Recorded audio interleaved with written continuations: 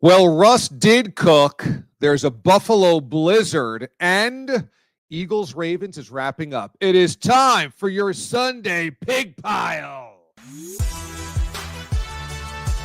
Your football Sunday has dwindled down to this. Just a bunch of busted bets and broken fantasy dreams. You need this, and we're here for you. Immediate reaction, big opinions, gang tackling. Be one with the channel. It's DA Sunday Pig Pie. Oink, oink, suckers.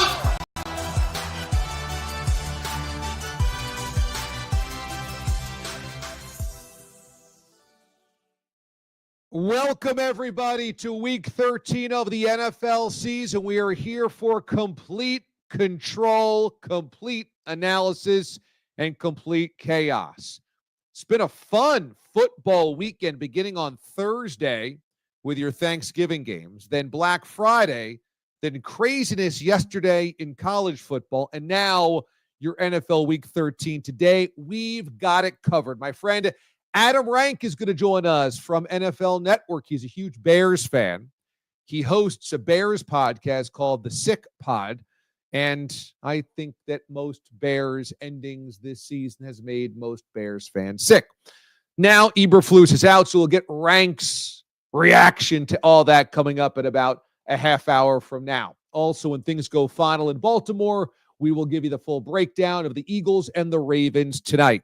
And I'm giving away, courtesy of Santos Spirits, our wonderful sponsor here on the show, a Sammy Hagar cocktail cookbook. Autographed. That's right. Sammy Hagar and Guy Fieri have come together to make Santos Tequila. This is their brand. Autographed cocktail cookbook from Sammy Hagar, rock legend. If you want to win it, get into the chat. Get into the comment section. Send us questions, comments, jokes, analysis, whatever you got. Aiden Hatton, our Marquette Marvel, is pulling the levers. He'll decide. That's a big decision for him. Who's going to win tonight's grand prize? Last week was a Guy Fieri autographed cookbook. Tonight is a Sammy Hagar autographed cocktail book. So we have you covered, courtesy of Santos Spirits. All right, so get those comments in. Send us your thoughts. Hey, if you want to just weigh in on what the weekend or the week has been like with the family or the food or the holiday or the shopping, that's cool too. Just bring it, make it entertaining, and we'll pick the best. All right, let's get things going with your Furious Five.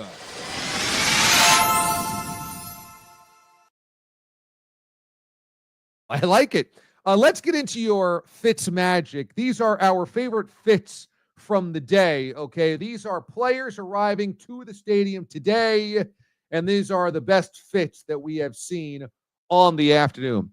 How about what we have here? Arizona Cardinals wide receiver Greg Dortch, who is rocking a Jordan celebratory Bulls hoodie. How about that? There's always a Jordan shout-out. Okay, and there is Jordan with the big cigar striped across his shirt. Now, that's a heck of an ugly Christmas sweater, is it not? How about that? That is Jordan celebrating at his highest moment, rocked across a Christmas sweater. There is also another Cardinals player. That's Cardinals linebacker Mac Wilson, who was dressed to the nines in the yellow banana toned suit. Not bad. That's a pretty slick-looking suit. Sunglasses inside as well. However, the Cardinals would take the L on the day, and so even though the fits were magic, the win-loss was not. And finally, here's Jamar Chase, who's doing something. I mean, it was cold today, but that's a whole vibe into itself. Those pants are something like Cher would wear back in 1974. That cutoff thing up top is almost like Obi-Wan Kenobi. And then you have the head mask, the face mask, protecting Jamar from the cold. Once again, more of the same from that Bengals defense. Nice job by the Bengals defense as You have an all-pro type of season from the quarterback, all-pro type of season from your wide receiver, all-pro type of season from a couple of different players of the Bengals, and yet you are 4-8 of the season. Nice job for the Bengals defense and the Bengals staff who is overseeing this remarkably disgusting season. I'm specifically disgusted because I had the Bengals coming out of the AFC for the Super Bowl, and boy, that pick looks awesome right about now, does not? All right, let's get into your reaction from the day that has been around the NFL, shall we? And we're going to start on Thursday with some reaction here. Let's start with the Chicago Bears. After that ending, there's only one thing that Matt Eberflus can do, and that was admit he botched it. Everybody in the world saw just what a disaster that was. Everybody in the world saw that they should have taken a timeout. Everybody in the world saw that Caleb Williams and Matt Eberflus were not on the same page. And considering they only got that one playoff and the game ended on that incomplete pass, what you do is you come in and you cop to it and say, hey, you know what? Our communication's got to be better. That's on me. We've got to use the timeout there. Obviously not our finest moment, but the guys played hard. I hate to do that to the guys. They deserved better, right? And so you fall on the sword. The fact that Matt Eberflus said that he was fine with how it went down, and then after the game had a night to sleep on it, met with the media the following day on Friday, and doubled down and said it was fine again, was shocking. It was shocking because either that is a guy who's blind, or that is a guy that's in denial, or that is a guy that's lying. One of the three, none of which is good. And so even though the Bears franchise had never fired a head coach midseason, it had to happen. And I am floored by a guy that knows so much about football, whether you thought he was a bad head coach or not. Clearly, he spent a life in football as a very productive defensive coordinator. The fact that you could have a life in football and not understand very rudimentary type of time management time and time again, on top of the disaster that was how often it seemed like the team started to tune him out and disconnect from him, just makes him one of the biggest bums as a head coach that we've seen in a while. Because it's one thing to lose games. Plenty of guys do that. It's another thing to lose the locker room. That often happens as well to bad coaches. But it's a third thing to openly lie or not understand why you're so bad at things. That is going to be Matt Eberflus's lasting legacy. He didn't even know what was bad. And if he did, he lied about it. Next up on Thanksgiving, the Cowboys get that win. And you could just imagine on a Thanksgiving afternoon against a terrible Giants team, the fact that the Cowboys actually won, you can just kind of sense that Jerry Jones is doing some type of turkey tango. Yeah. Make it smooth like dark meat. We're doing a turkey tango here, Big T. Who knows? Might come back. You know, he's won a Super Bowl before. The best thing that could happen to the Cowboys is that Mike McCarthy wins enough games down the stretch to save his job. And then we just get to do it again. Yeehaw. Wouldn't that be something? We just get to do it again. And as for the Giants, the fact that they went to Vito Stellino, okay, Tommy Cutlets, all right, Robert De Niro, to now Drew Lock, this is the best case scenario for the Giants. You got to lose a lot of football games because none of those guys are saving you next season. Daniel Jones wasn't. Vito Spatafori ain't. And you know who else ain't? Drew Lock. And so you got to draft a quarterback, okay? Or you're going to spend a dime on Sam Darnold, which I would not advise. And so at the end of the day, the Giants need to lose a lot of football games to position themselves for Shedeur Sanders or for Cam Ward. So do what you got to do. Lose on Thanksgiving. Lose out. Put yourself in that situation. That's the smart thing to do. That's the smart thing to do. And let me tell you how badly the Giants stink. My dad, dyed-to-the-wool Giants fan, didn't even care to turn on the game on Thanksgiving. It was all about having a few Peronis, eating food, and tell me all about how he had to stain the porch, okay? Other than that, the Giants barely exist in his world. That's how bad they've been. Next up, let's talk about Thanksgiving night. So I am one of the last guys in sports media that believes in the Green Bay Packers, okay? And I know that's a Dolphins team in the cold. They never win that game, so maybe it amounts to just about nothing. But I absolutely believe there are things from that game that portend well for the Packers in the playoffs, okay? Number one, a win is a win is a win. And the Dolphins, despite the cold temperatures, were desperate. So you find a way not only to win, but, I mean, you really put this out of reach early, right? So you step on an inferior team, you break their will. They don't even want to be there because it's cold, and you end up winning going away. But more than that, there was a moment that could have allowed the Dolphins back in it. And that was when the Dolphins drove the length of the field and had first and goal and ended up with second and goal from the 1 and didn't get in. They're stopped on second and goal from the 1 on the run. Rashawn Gary with a big stick. On third and goal from the 1, it's incomplete. On fourth and goal from the 1, it's a sack. Now, that moment against a pretty good Dolphins defense shows that you've got tenacity on D for a big stop at a big spot. Secondly, from that moment, you take over from your own 7-yard line. You're leading 27-11. If they had punched in the touchdown there, it's 27-18 or 27-19. Could have been a one-score game. You then drive nearly the length of the field. You get to go for yourself.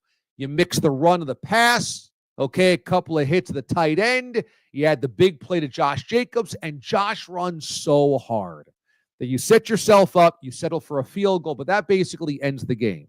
So what you do is you go from strong defensive stance on your own goal line to drive the length of the field to ice the game to their goal line. That sequence right there, I think, portends very well for the Packers in the playoffs. I don't know if they can beat the Lions, but I don't know if anybody can beat the Lions. I'm not concerned about that right now. I'm concerned about the Packers getting to the playoffs and being able to win a playoff game or two on the road because they're probably not going to catch the Lions in the division, okay?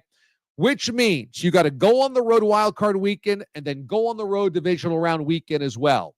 And you might have to go on the road championship weekend if you're trying to make a Super Bowl. The things that you do on your own goal line, the things you do against the run, the things you do to extend the lead and ice a game, those things travel, okay? And that's one of the reasons. Also, a pretty good game from Jordan Love.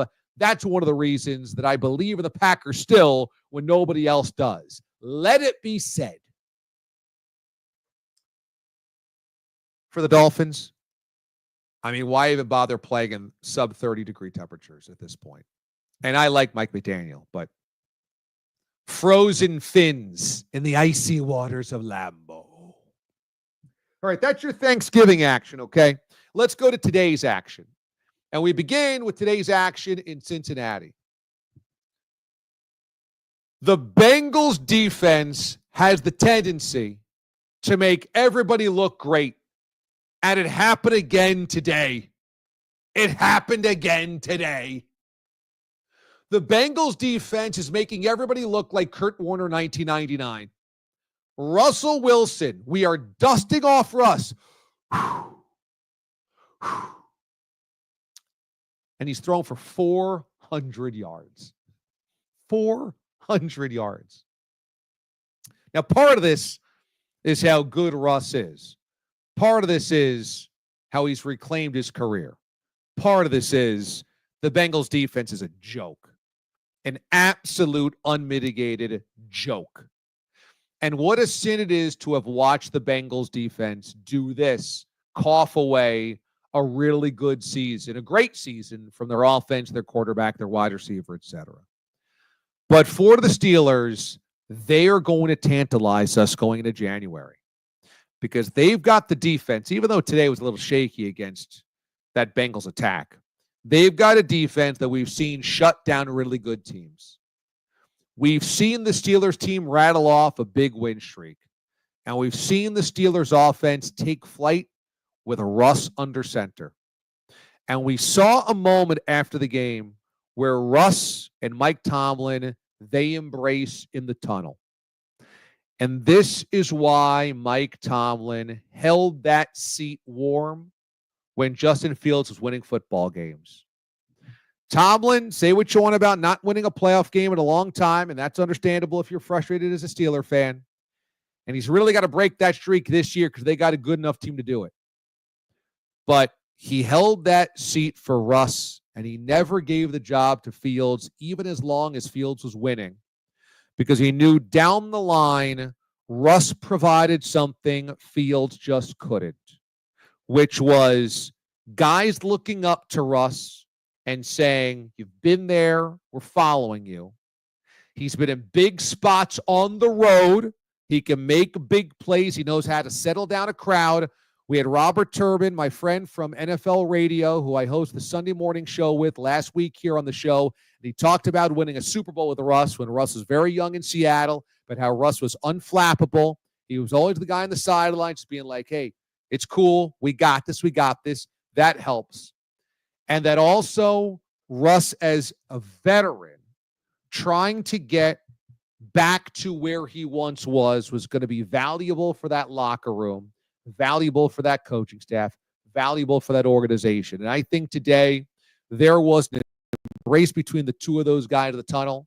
And that was Russ saying, man, thank you for holding this spot for me and believing in me. And Mike going, you got it, man. You got it. You earned this. You deserve this. Keep leading us. It's a really cool story, right? I've clowned on Russ many times throughout my career. Russ deserves it. Russ has been a clown. Russ has been very silly at times, but this is a very cool story. Russell Wilson stepping up, recalibrating, rebooting his career after we all made fun of him at the end of the Seattle, but specifically in Denver. I mean, the fact that he's thrown for 400 yards and leading the Steelers team into the postseason and doing it in pretty impressive fashion is a damn cool story. It really is. It's a damn cool story. Mr. Unlimited. Next up today, how about Aaron Rodgers?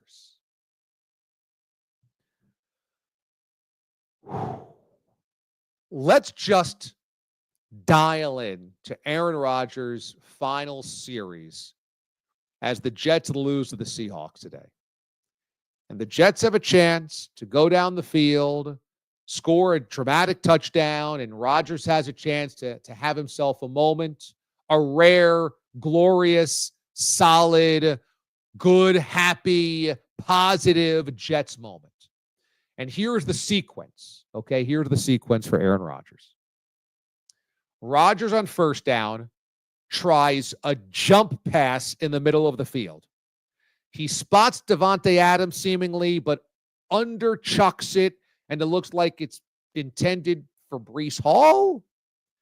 And Breece Hall nearly gets his head taken off because he's running across the middle of the field, and he slams into a defender, and it's an incomplete pass. Why a 41-year-old quarterback is trying a jump pass in the middle of the field, I have no idea.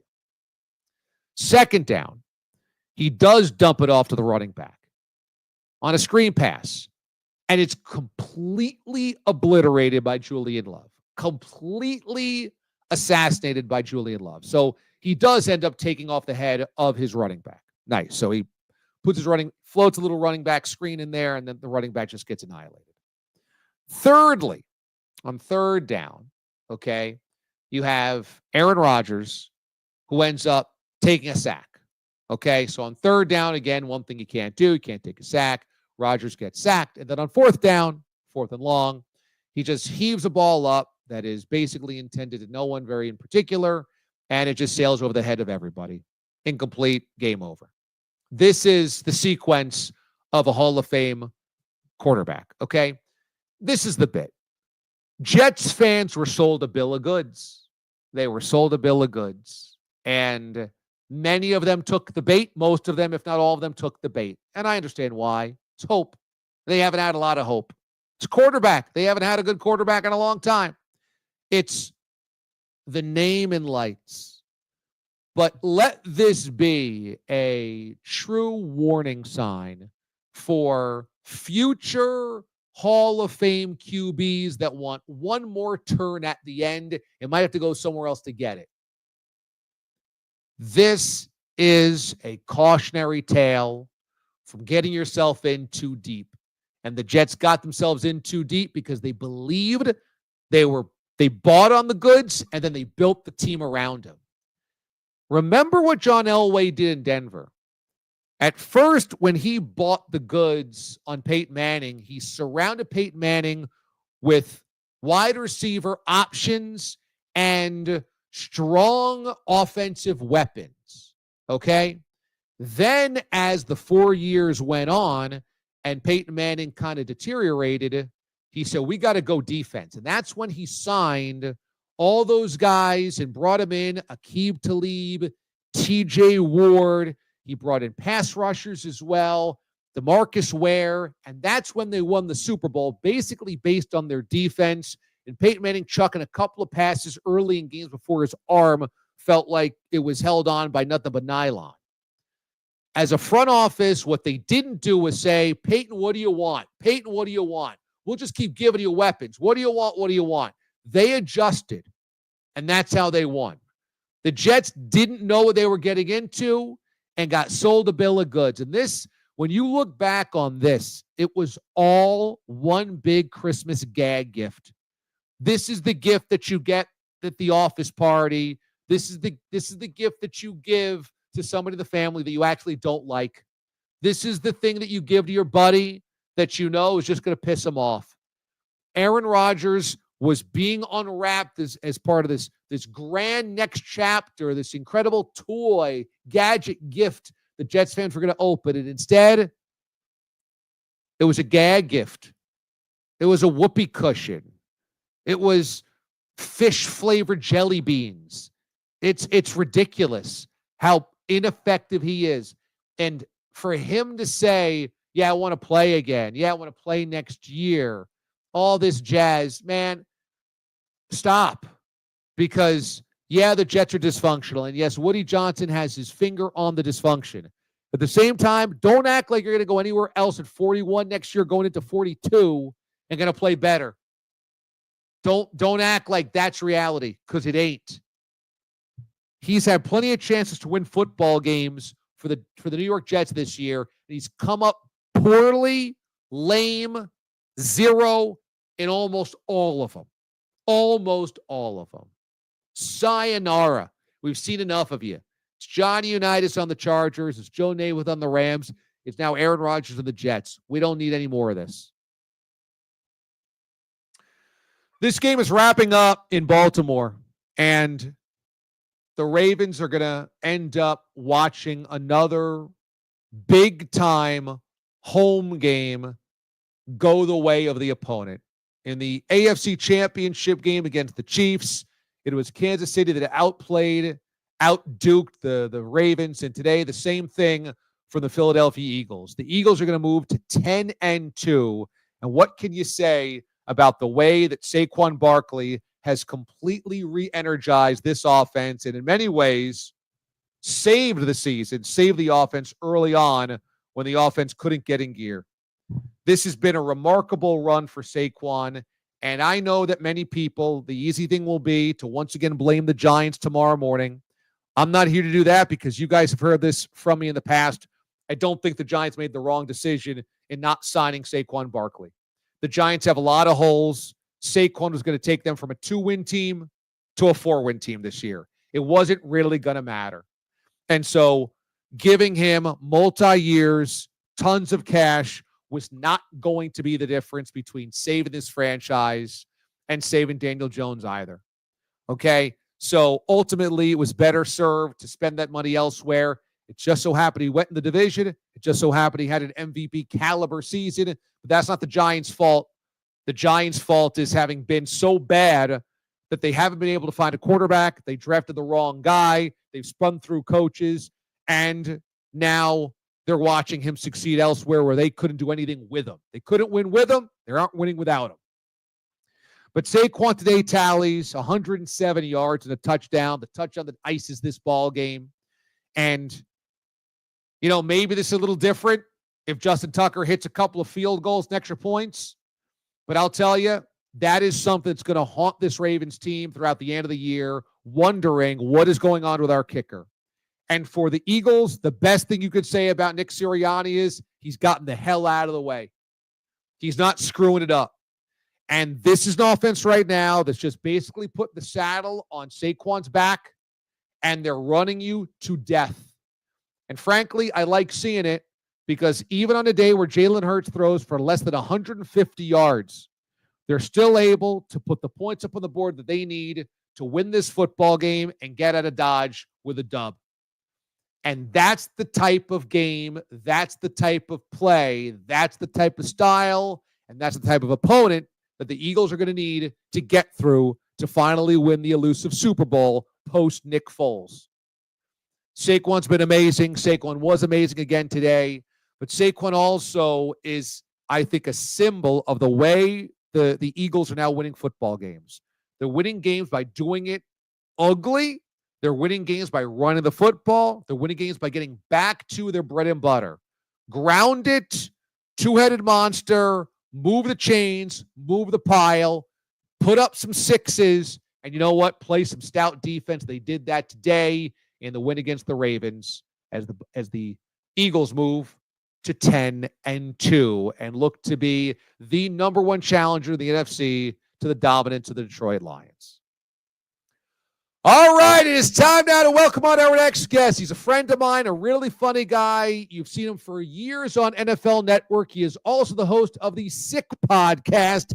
If you're a Bears fan, you got to listen to this podcast. He is one of the best. He's a tried and true blue blood Bears fan, and you're probably sick to your stomach based on this Bears season. But at least Eberflus is gone. It's time to welcome on my good pal, Adam Rank, everybody. Let's hear it for Adam Rank.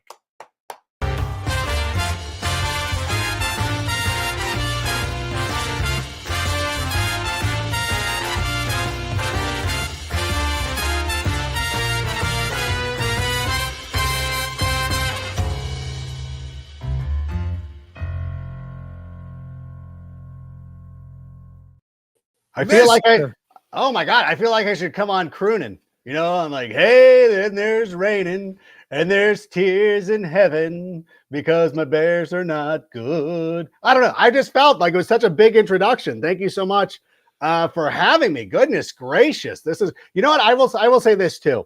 Whenever I come on to a show and I'm like, I'm always like apprehensive because people reach out to you all the time.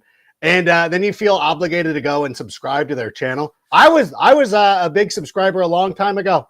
I am part of the DA Army, and so there was no way I was going to move. Like this is one of those ones. Like, yeah, no problem. Like a lot of times I make people jump through hoops or do whatever. Like, how badly do you want this interview? But no, for DA, dropping everything. Let's go. Let's talk some football. Eagles. I will tell you. I'm sorry that I'm starting off hot. But Jalen Hurts gets tackled at the 1 yard line, and I'm like, this is going to be the perfect thing. They're going to give the ball to Saquon Barkley so we can have the revert. Like, no, we're still going to have we're still going to have Jalen Hurts get the touchdown. But still, I'm not bitter about my Saquon Barkley shares or anything like that. But it's a good day for the Eagles. And how are you? How are you? I'm doing good, man. Happy holidays. I'm so glad you came in hot. I've missed having you on the show. I'm so glad we could do this, and thank you for moving some stuff around during the holiday weekend to do this for me. But I want to ask you about this Eagles team, okay? Because early in the season, the Eagles did not look anything like a contender. Nick Sirianni was getting run out of Philadelphia on a rail. How they end up at 10-2 right now and in a win streak. You know what? I know that it's an overused expression by a lot of sports people. But I think you do have to trust the process and trust everything that's going on. And I think that there was some obvious skepticism in the early part of the season because of the way the year ended last season. How could you not be skeptical of Nick Sirianni at this point? But like you said, as I was listening in before I came on, like they got back to basics. Like you have legitimate football players all around the ball. go out there and trust those guys to do what they're going to do. I know that you didn't want to rely too much on the brotherly shove or anything like that, or you didn't want to expose Jalen Hurts too much running the football, but it is what makes this team effective. And it really does. And when you see them play the Ravens, it's kind of a nice combination where you have Lamar Jackson and Derrick Henry against Jalen Hurts and Saquon Barkley. Like that's a World Wrestling Federation tag team match from the 80s where you got like the Hart Foundation going up against Beefcake and Valentine or the British Bulldogs or somebody like that, like whomever, the Rockers, whoever. Like it is a real great combination. And I think what I really like about the Eagles, and they got the A.J. Brown. When you have A.J. Brown, like that to me separates the Eagles from a lot of these teams because, Zay Flowers is nice and some of these other guys are pretty good. But A.J. Brown is a legitimate top 5 talent, and he just makes this Eagles team so much better. What do we make of the Ravens? There were moments this season where you said they are the best challenger to the Chiefs, maybe anywhere in the NFL, certainly the AFC, and now they've got 5 losses. What do we make of the Ravens? I just feel like some of those losses were inexplicable. Some things just went wrong. Like, let's take this afternoon. You have a good team and you're going up against a good team and you're taken to the wire. Okay, those kind of things happen. Like that, you lost to a good squad. You lost to the Eagles. Some of these games that the Ravens have lost this year have been like to good teams. Then you look at the Chiefs, who are barely hanging on to beat the Raiders, who need some sort of sorcery to get over on the Raiders. Like that is the one. That's where you start to draw a little bit of a red flag. And I think what we saw last season, the Chiefs showed like it doesn't matter. Like the regular season's fine. It's not the Premier League. It's not like old college football. The regular season is just there so we can play fantasy, kind of figure out who's good, who's not good. Like, honestly, like we don't really, the only thing that matters is the playoffs. And the Chiefs showed that last year. They went on the road. They won in some incredible games. They went on the road and they went and won a Super Bowl. And I think the Ravens should feel confident that they can go anywhere and win. Now, obviously this afternoon you didn't win, but you're playing the Eagles.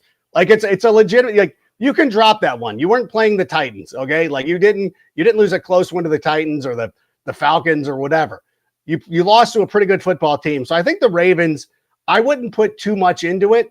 I wouldn't overreact. I know the Raven fans will because that's what they do. That's what fans do. Like that's the best part of being a fan is you overreact to every little thing that happens. But I think when you look long term, this team is going to be all right. I think they're going to be just fine. Just go out there. You've got a guy who's in the MVP conversation. You've got Derrick Henry, who is going to be a huge difference maker in the postseason. So I think the Ravens are okay, even though they're smarting today. I think it'll be fine. Okay.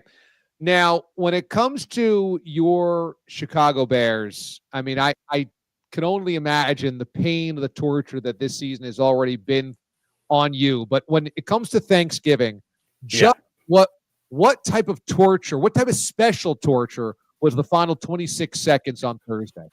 It was very similar to what we were dealing with during the Packers game, where you just go into a contest where you're like, you know what, we're going to get blown out, make it quick. I could actually go hit some range balls if we get blown out quick enough, which it looked like at times during the first half. Be like, oh, let's get out of here. And then I'm going to go out and I'm going to go hit some range balls with my boy. We're going to have a good time. Then we're going to go have some Thanksgiving feast and all that good stuff.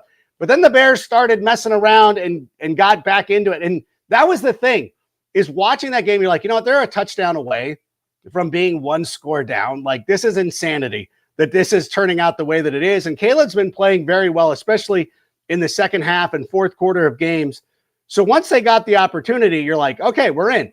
And then for everything to go wrong for the Bears, like a special teams blunder puts them at the 1 yard line. They get a 3rd and long. Keenan Allen gets his helmet ripped off, and then the penalty's thrown on him. Like it's the kind of stuff that you feel like it's fictional. It's like watching Cobra Kai or something like that. So you're sitting there and like they're moving down the field. You're like, okay, and then they get into the range. He misses the throw to DJ Moore, which was kind of a huge bummer. But guess what? NFL quarterbacks miss throws. This isn't Madden. Okay, this sometimes happens. You really thought like, okay, worst case scenario, we should get a field goal attempt. Like, don't get it blocked. Like I've seen this movie before, but you get hope. And every time, like you get hope. It is one of those things. It's like every time, and I hate to go back to the wrestling analogies over and over again, But it's like when Sting always trusted the Four Horsemen. And you're like, Sting, why are you such an idiot? You know that Ric Flair is going to turn on you. Why are you trusting him? Similarly, I feel like there's somebody watching me being like, why do you trust the Bears? Why do you think they're going to come through and do anything that a competent organization would do? And it's disappointing to watch because you see these teams like the Colts won today. Like the Colts won a game today. And you're like, I would just like that. I just like to win a game and just run off the field or whatever. Like, nope, it's always got to be the longest losing streak in the league. You're like, dude, why can't you mix in a victory? Why can't you even beat the Patriots when you're supposed to beat the Patriots? And it was so disgusting. And sitting here watching the players rejoice, they're like the Ewoks on Endor after the second Death Star got blown up, like celebrating. Like that should tell you everything you need to, when the players are so gleeful that the coaching staff is gone, you're like, all right, they might have made a mistake somewhere along the way. Like Caleb Williams and Cole Kmet could not have looked happier on the floor of the Coliseum yesterday. Like, we're back on a college campus. We're enjoying the fact that Matt Eberflus is not our coach, and life is good. So we'll see what happens this week because I'm back in. I'm already looking for flights because a couple of weeks ago, I went out to Arizona, and I was like, oh, I'm in. Like, they'll bounce back. They'll back. This is how, and like, this is the thing, because this was the week after the Washington Hail Mary. And I said at the time, I said, listen, we're going to get a pretty good indication of how this team feels about their coach by how they respond against Arizona. And it was one of the most atrocious games that I've ever witnessed in my life. And I'm a Bears fan. I'm an Angels fan. I've seen some terrible things in my life. I have seen some terrible games. That might have been the worst that I've ever been to. And it sucked because the crowd was like 80% Bears fans. It was so much fun before the game, hanging out with Bears fans, doing whatever. Like, we'll bounce back. This galvanizes a team. And they went the other way. And honestly, that would have been the thing. Like, you know what, Ryan Poles, you don't need to fly back with us. Why don't we get you we'll get you hooked up with Spirit Air, and we'll take care of the luggage. But you're gonna come back on Spirit Air. You're not coaching us anymore. And the Patriots game should have been when they fired Shane Waldron, they should have just told Matt to leave as well. Like, you know what, both of you get out of here. Like, you know what, like when your kids are screwing around and you punish one of them and you're like, no, actually, I'm gonna punish both of you. Both of you go to your room. I'm sick of both of you. Get upstairs, go start reading, do your whatever it is. That's what should have happened at that moment. Adam Rank hosts the Sick Podcast. If you're a Bears fan out there, check it out everywhere that you get your podcast. It is the best Bears talk anywhere because Rank is tried and true, blue through and through, true blue Bears fan, and has been since his youth. So you should listen to the Sick Podcast. So who is your wish list of the next Bears head coach? Oh, this is one that's already getting me in trouble. Because I am of the mind that the next coach of the Chicago Bears needs to be a leader of men, needs to be somebody who's going to come in and set a tone, and he's going to bring an identity to the team. During the 80s, when Mike Ditka was there, when Lovie Smith was there during the 2000s, there was an identity to this team. You knew what the Chicago Bears were all about, whether it's defense or offense or whatever you think it's going to be. You want to have an identity, and you want a coach who's going to instill an identity. And I sit there, and everybody wants Ben Johnson because he's the hot name, and he's dialing up this great offense for the Detroit Lions. But at the same time, it's like part of the reason why he's so successful is because Dan Campbell's running the organization. Dan Campbell has set a tone for that team. We know what the identity of the Detroit Lions is because of Dan Campbell. And that's what the Bears have been lacking. And they've tried it a couple of times, going back to Mark Trestman, Matt Nagy, and all these other guys. Like we've tried to bring in a guy like, a hot play caller to guide our quarterback. That doesn't work as often as people seem to believe that it does. Like we need an offensive, no. You need a good offensive play caller.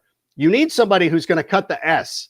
You know what I'm saying? Like even now, like Tyreek Stevenson should have been so shamed after what happened in Washington that he would be like a model citizen, so to speak. But he's sitting there on the bench. He got benched against the Lions, and then he's jaw jacking Jamison Williams. Now he did draw a penalty because Jamison Williams threw a ball at him, which did bring in a penalty. But still, like, why is this stuff still going on with this team? And I think of somebody like Mike Vrabel, who you're like, this would not go on if Mike Vrabel was the head coach. Like, this is the kind of stuff that we would cut out. And this is what the Bears need. And this is what the players crave. They've asked for more structure and to be coached harder. Like, it's very difficult to imagine professional athletes being like, we need to be coached harder. We need to be more accountable. And you need that accountability. And then what you really need is a quality offensive coordinator to go along with it. And so for me, not hoping, but if Brian Daboll gets fired and you're like, okay, bring in Brian Daboll to be your offensive coordinator, bring Mike Vrabel in. That's kind of a dream scenario. Although I do want to give Thomas Brown the opportunity to go out and prove himself, because there are times when you sit there, and I know that interim coach, and now this is the big thing too, like interim coach, like interim coaches I get, but you know what? This guy is getting an opportunity, 5 games to go out and prove whether he can be a head coach or not. And I think this is a long job interview. And so I'm also on board with him. But those are my 2 leaders in the clubhouse right now. We have some major support for Adam Rank coming in from the comments right now. Holy crap, was that a Star Wars reference? Also, King Curtis saying, this guy is the best. Adam brings the energy. I love this right now. So you're getting a lot of kudos. That's very nice of them. Thank you so much. No. Thank you. You always have the best audiences. We always, I always have a good time coming on with you and interacting with you and your audiences. It's always a lot of energy. I remember the night it was the Super Bowl in Minnesota where we closed down an establishment that I think was owned by Scott Erickson. And it was a good time. Great time had by all. Or else we went to a bar where Scott Erickson got arrested. I don't know. It was something out there in Minnesota, but it's always a fun time. No doubt. We have a question coming in from the for the audience here. Is your favorite figurine Deadpool or Boba Fett? Oh, that's a good one back there. I do. I got to be honest though.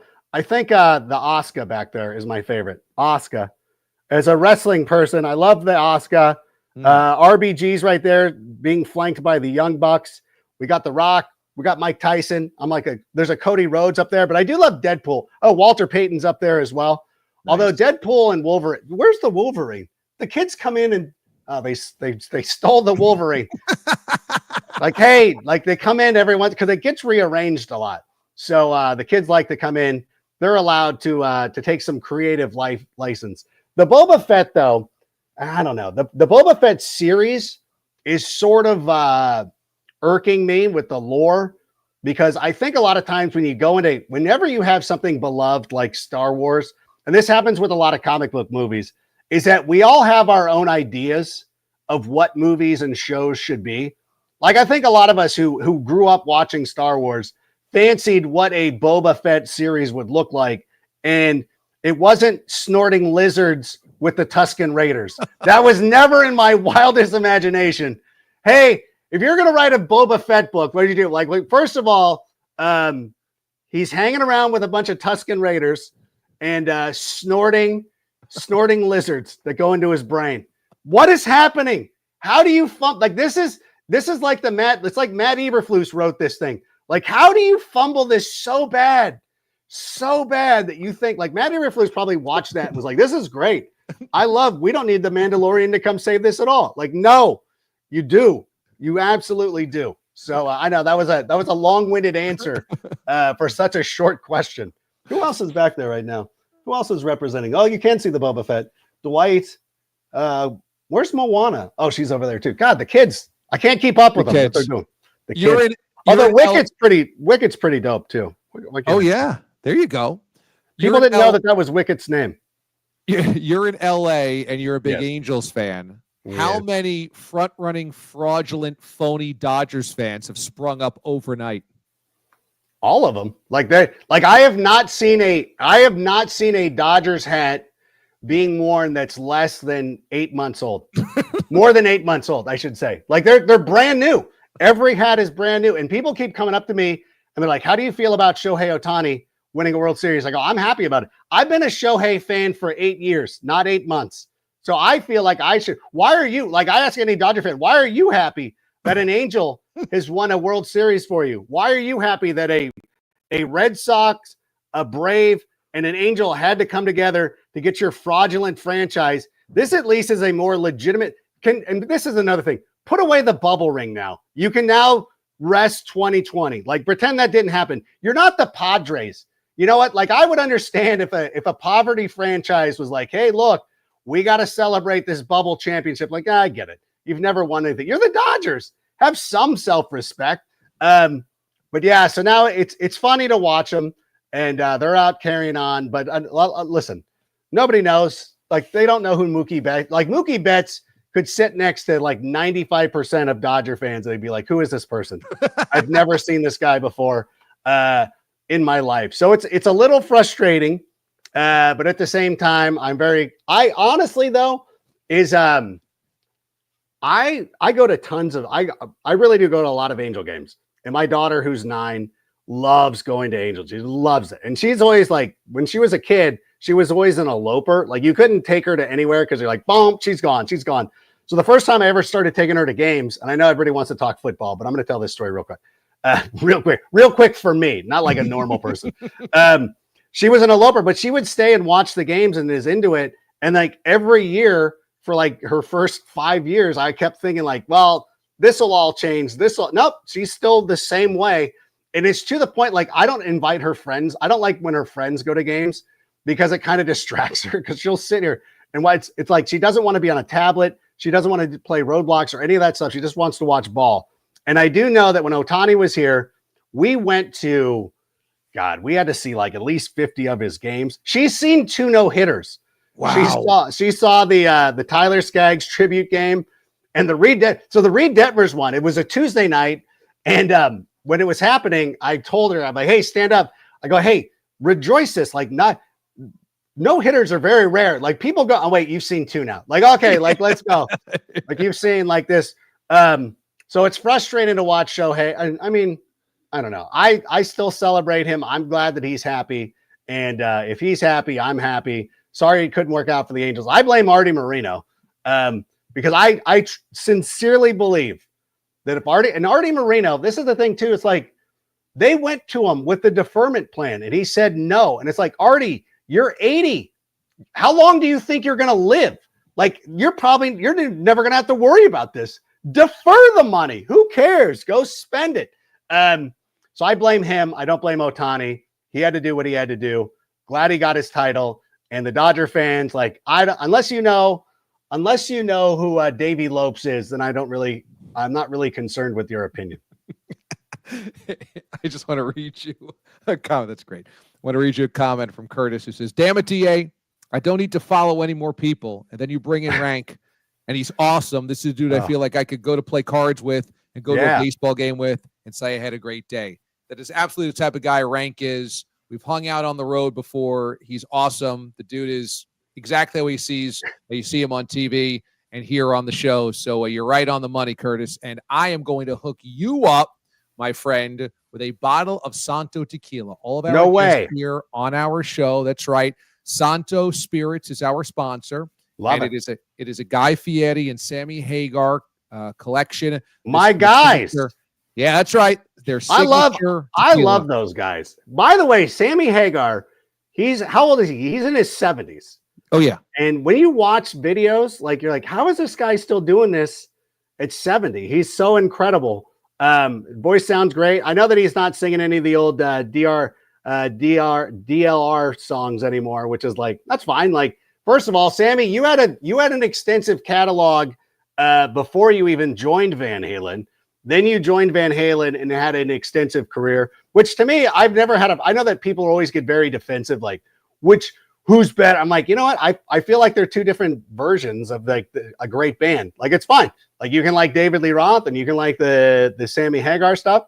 I personally, I know the kids don't know what CDs are, but back in the day, we used to have music on these little round discs that we just slide into our car, and that's how we would do it. And Van Halen had this thing called Best of Both Worlds, and it was like the greatest CD of all time. Now these kids don't get to do this anymore. Although I will say I do have the Sirius XM, And I do make my kids listen to it. And I want them to know what it's like when your song hits. You know what I'm saying? Like kids, they don't understand. They're like, they're just so like on demand. Like, oh, I want to hear Shake It Off. I know that's not a Taylor Swift song, but stop it. I do that. I'm sorry. I'm sorry. My girls, I coach like U10 soccer, and they always get on me too, because I'll be like, yeah, like, hey, like Taylor Swift said, oh no, let's Shake It Off. It is one of her songs. Yeah, you're right. Now I'm confused. No, I usually get it wrong.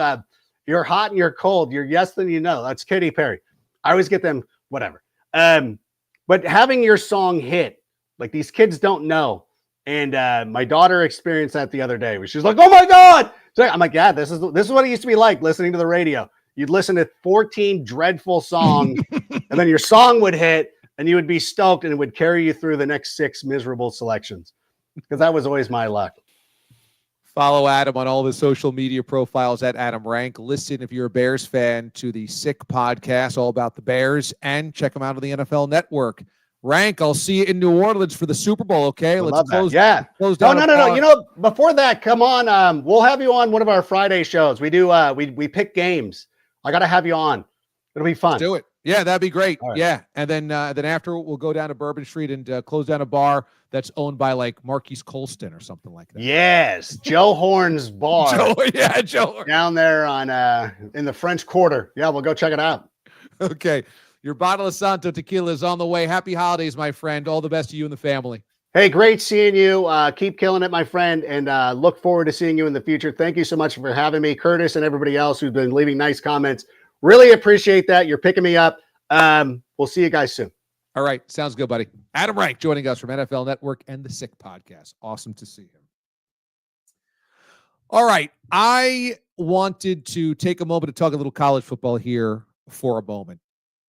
I'm repping my Syracuse orange. And before the season began, Fran Brown was hired as a complete unknown as a coaching entity.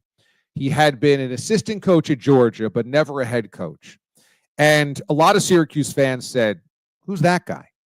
And understandably, there was scoffing when Fran Brown came in and talked tough. Okay, he talked about winning a championships at Syracuse, football-wise.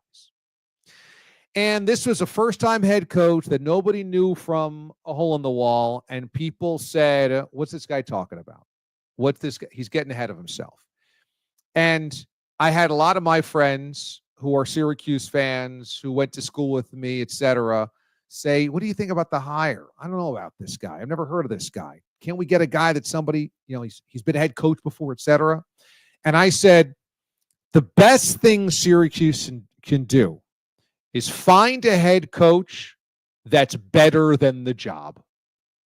And that's not what people want to hear when you've had Dwight Freeney and Donovan McNabb, when you've played in a Sugar Bowl, albeit a long time ago, but, you've had Jim Brown there and John Mackey and Art Monk and all of these legends of the game, Floyd Little. It's not what people want to hear. But the truth of the matter is Syracuse football has been down long enough to where they needed a guy who was better than the job. Eventually, you're not trying to hire a guy for 15 years or 25 years. You're trying to hire a guy for 5. And I said, this is worth it. This is worth the chance. Why? Because of 2 things. Number 1, he had instant credibility on the recruiting trail because he came from a current dynasty in Georgia. And he knew Jersey. And you got to get Jersey kids. At Syracuse, you're not going to go to Texas and get a bunch of kids. You're not going to go to California and get a bunch of kids. And oftentimes, your Pennsylvania kids, your Ohio kids who are very good end up going to Penn State, Ohio State, Big Ten schools, etc. So what you have to do is you have to find Jersey kids, because in Jersey, they play really good high school football, much better than the state of New York. And he had Jersey ties to get into that Catholic Jersey pipeline.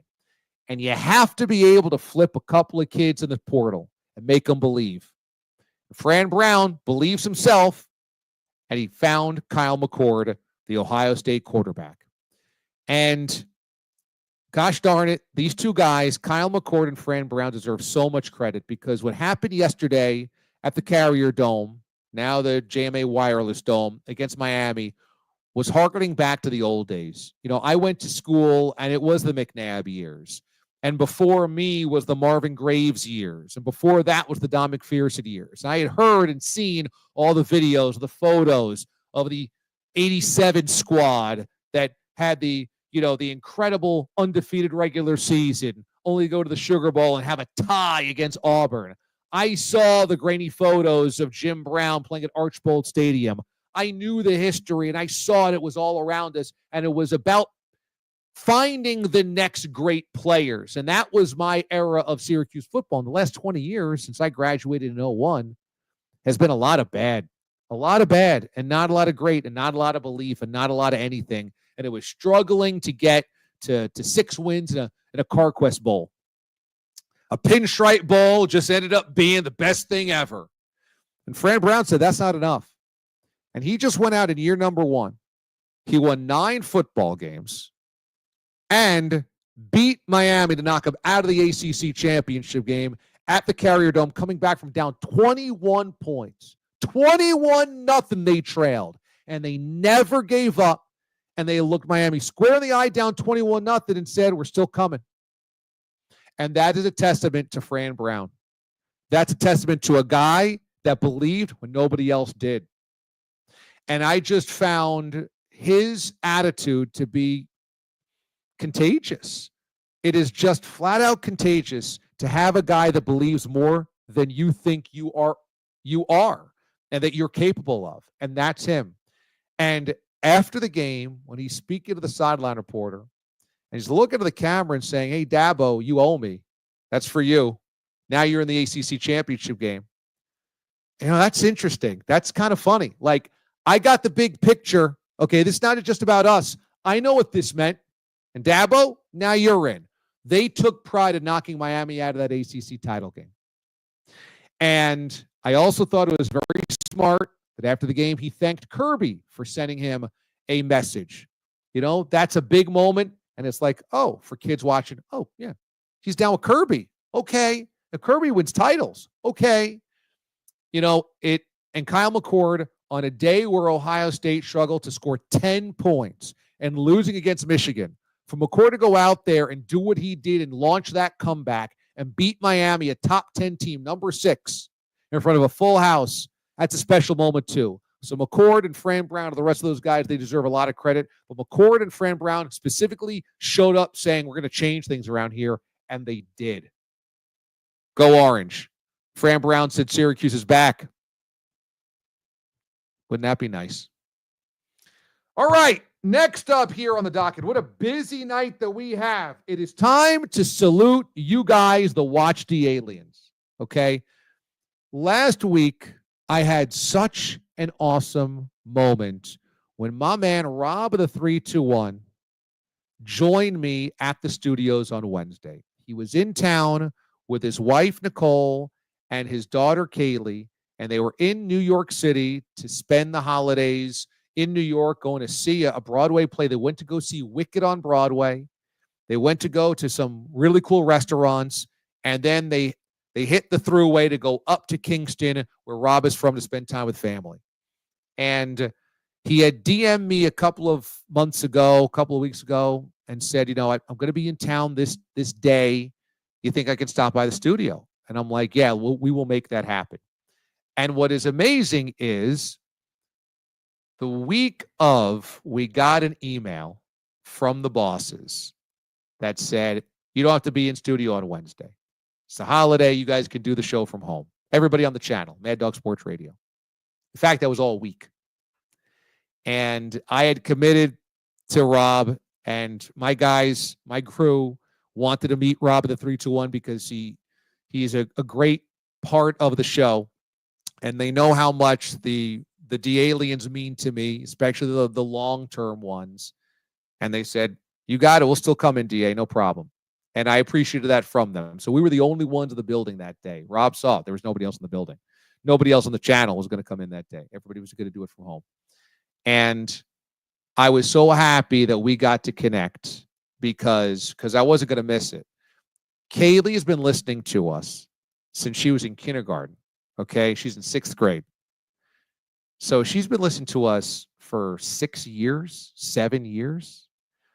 And she's grown up with the show, either on her way to school with Rob listening when I was on CBS or now Sirius XM, or on the replay when Rob picks her up. And she's a spitfire. She is funny. She is energetic. She had opinions. She shut me and Babs down. And it was so much fun. And my crew had so much fun meeting Rob and the family. And I just felt like it was symbolic of all of the aliens being in studio with us that morning.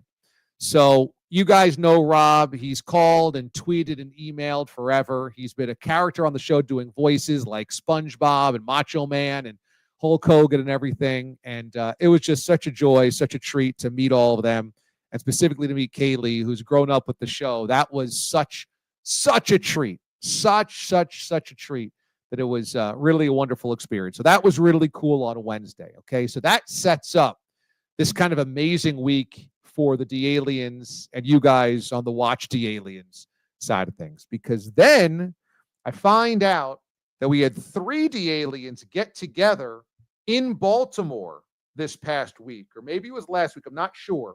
But how about this?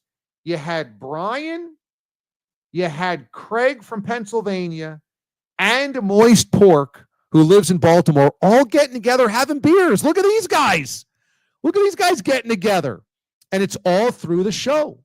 Just by being fellow D-Aliens, listening to the show, they all got together to have some beers and chat and connect. And, I know that Rob, when he was visiting us, was texting with Dixieland Dan that those two are tight. And you see these 3 guys, they're tight as well. And those are the stories that just make me so happy, so thrilled that through our shows, whether it's on the radio or this one here on YouTube and Twitter, that you guys come together and support one another and are friendly and chat it up and have a support system, And so Rob had such a great message because Rob was going through some tough times when he first found us many moons ago. His cousin had unfortunately taken his own life. He was in the Marines. He fell into a dark spot, and that pushed Rob into a dark spot as well. And Rob found us on the radio and kind of sunk himself into the show because it was crazy, chaotic, laughy, all this zany stuff that we do, a way to distract and, feel like you're part of a community. And look where, Rob is now, beautiful family, beautiful daughter, beautiful wife, and, everything's going well. And he reaches out to others now. So I just think it says so much about the D-Aliens that you guys come together that way. And, man, I appreciate seeing that, and you guys shared it with me. Which brings us to the newest video that I put out, my Buffalo tailgate video. I got to experience the Bills Mafia, and tonight in Buffalo, wintry conditions. But I put out the video on this YouTube channel, so make sure you are watching that. It starts out with a shotgun of a beer, okay? So it's going to be good content. And it was my day at a Bills tailgate inside the stadium. And the crew that got together with me when I was up there in Buffalo are so special. You see Kristen in Buffalo, Gal Fieri, the captain of my team, right there front and center. We went to a brewery, a Hamburg brewing company, and we saw the Lumberjack games there. And so here's a bunch of listeners that got together. There's Kristen, there's Matt in Buffalo all the way to the right. We're holding up these big stumps from the Lumberjack games. And then that was Saturday. Sunday, we end up at the tailgate, and even more D-Alien showed up. There's Randy from Ohio who drove in. His wonderful wife is there as well. There's Kristen again. Kristen brought her mom and her friend. I mean, this was awesome as well. There I am in my old school Marshawn Lynch jersey. Yes, that's beast mode. Who remembers Marshawn on the Bills? That's right, on the Bills. So there you go. That's how old school we're going right there, back in the day when they were like 8-8 every single season. And, getting to meet all you guys and having those experiences really special as well. So I'll tell you, just this week to connect with you guys and to share with you guys the holidays and good spirits and good experiences meant a lot. So keep it going, pay it forward. If there's anybody in your life you want to bring into this family, this fraternity / sorority, Bring them in. We're here every Sunday night. Obviously on the radio, I'm there every single weekday morning. And just bring them in, have them watch this show, have them enjoy it, and be one with the channel, as we like to say. Subscribe to the channel and have a good time. You know, that making that video, it was a throwback to my Nomad days. And if you have watched the Buffalo tailgate, you should definitely check out the Nomad videos if you like the Buffalo tailgate, because the Nomad videos before I was a dad was me traveling far and wide for sporting events and then going out on an adventure, doing something, eating, drinking, going to the game, etc., and just exploring, adventuring as a nomad, as a wandering nomad. And so there's about 75 different episodes to watch of that. It's all on this same channel. So if you want to kill some time on your phone, instead of doom scrolling about news and bad news and this, that, or people fighting or whatever, watch Nomad. You'll get a kick out of it, I promise. And there's 75 episodes to binge. Throw it up on the smart TV, all right? And just chill out. Watch it with your loved ones, your family, your girlfriend, your boyfriend, your husband, your wife, what have you. It's good for the whole family. It's good eating, as we like to say around here. Good eating for the whole family. Subscribe to the channel and watch Nomad. All right. On that note, it is time to give away some stuff, right? Is that about the time that we give away some stuff? Yes, I believe it is. So it is time for some beam ups, okay? And you guys have brought in some tremendous commentary tonight here on the show. Aiden has a difficult challenge here, but we are going to be giving away a autographed cocktail book from the one and only Sammy Hagar. Autographed cocktail book from Sammy Hagar. How cool is this? Santo's providing us free stuff to give away to you guys, and this is no lie. In one of those pics you saw me, Robin the 321, with a black bomber jacket, that's from Santo. I got to meet with their president, and he said to me, Dan is his name, and he goes, your listeners are unbelievable. I said, I know. They go, we're watching these shows, and they're all over it. And I go, I know. And they said, what can we do for them? I said, you got stuff to give away? They said, we can do that. So they got Guy to autograph a cookbook. They got Sammy to autograph a cocktail book, and they're like, can you give these away to your listeners? We want to celebrate with them for the holidays. I say, absolutely, they'll take it. Yeah, they'll take it. So that is what Santo's bringing to the table, and that is what we're trying to do, just build good people here with good energy and good vibes and help pay it forward, especially around the holidays when everybody needs a little good cheer. So, Aiden, sock it to me. Who we got winning tonight's cocktail book from Sammy Hagar? Well, as you said, DA, it is not an easy job. Last week, this week, any week that we have our amazing prizes from our sponsors. But I'm going to go with, don't think of it as me. Don't take it to me personally. This is a collective effort. We're going to go with Cigar City Capo, who said, DA, you're invited to my New Year's celebration at my house, but if you can't make it, send over a bottle of Santo Tequila. So I think that's good enough for a Sammy Hagar replacement, if you will. It may not be an actual bottle, but it may be something better that you find in there. Right on. Cigar City Capo has been a long-time DA lead as well. He's constantly hitting me up on social media, DMs on Instagram, so I know that he's as loyal as they come. He's been with me for a long, long time, listening to the show, going back to the CBS days. So certainly a worthy recipient of this cocktail book, and I know that Cigar City Capo enjoys his cocktails as well. So that's a good combo. Congratulations, my man. We will get your mailing address and send you out that cocktail book. And fear not, we have more stuff to give away because Santo has given me a bunch of stuff to give away. So keep tuning in every single Sunday night, and we are just giving away stuff before the holidays. Also, a reminder, Santo's giving you 10% off your order if you go to santospirits.com and use the code Mothership. So if you want to purchase, maybe gift a bottle to a loved one, yourself, use 10%, save on your shipping, save on your tax, however it is that you want to look at it. But save 10% off your order, which is a beautiful thing. Use code Mothership from Santo. And Santo, we thank you for hooking our guests up and our audience up with some good swag. Also, Last Dive Bar is a great place to get your holiday stuff as well, your Christmas gifts. We just passed Black Friday. We have Small Business Saturday. They certainly qualify. Let's make it a Small Business Sunday as well. The Last Dive Bar guys are just freaking awesome. Brian and the gang over there do really creative stuff.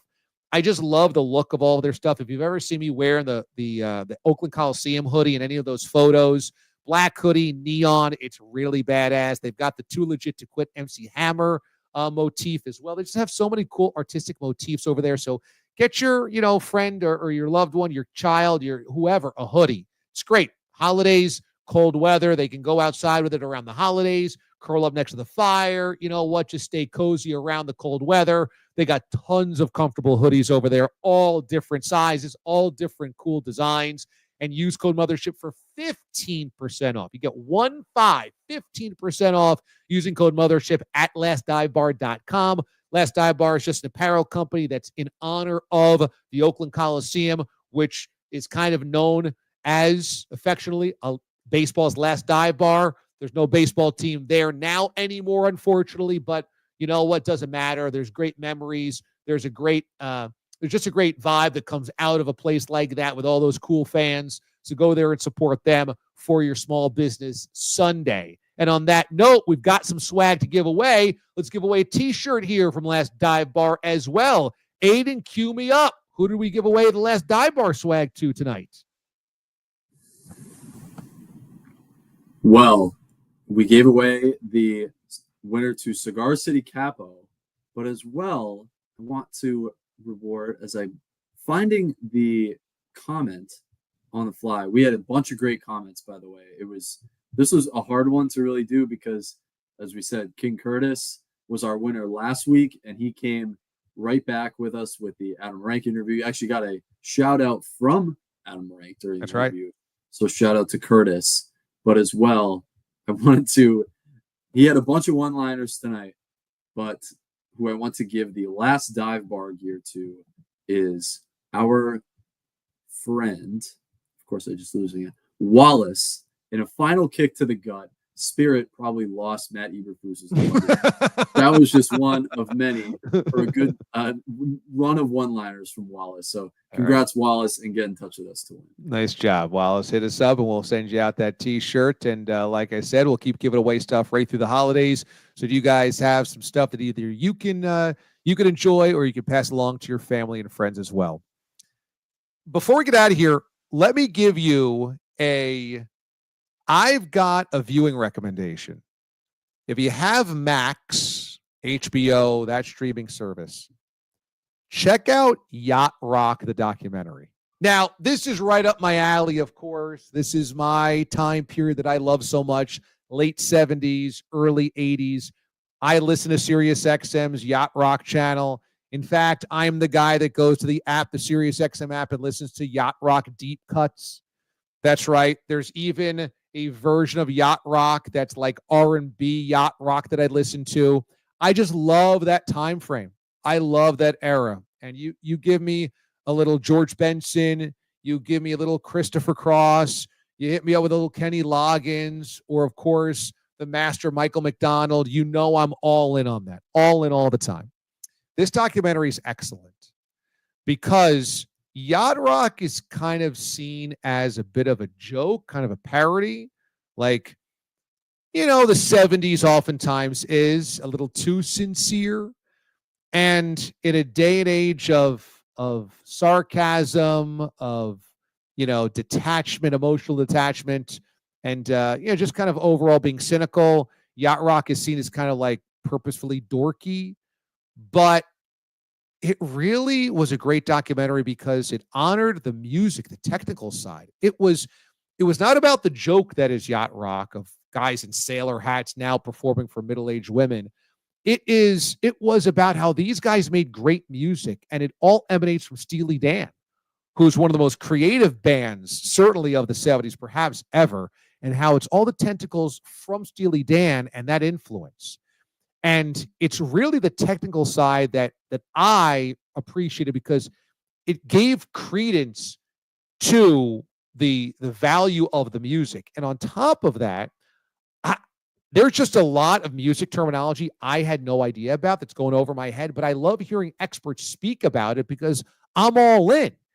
Also, they honored the parody of Yacht Rock, the digital series that spawned the name Yacht Rock, which was a web series before YouTube existed. Think about that. And that kind of spawned this whole genre being named and labeled that. They were all over it, which is great that they kind of honored those guys. They knew their stuff. It went over the year by year about how Yacht Rock basically won the Grammy for best song or best album every year from like 79 through 82.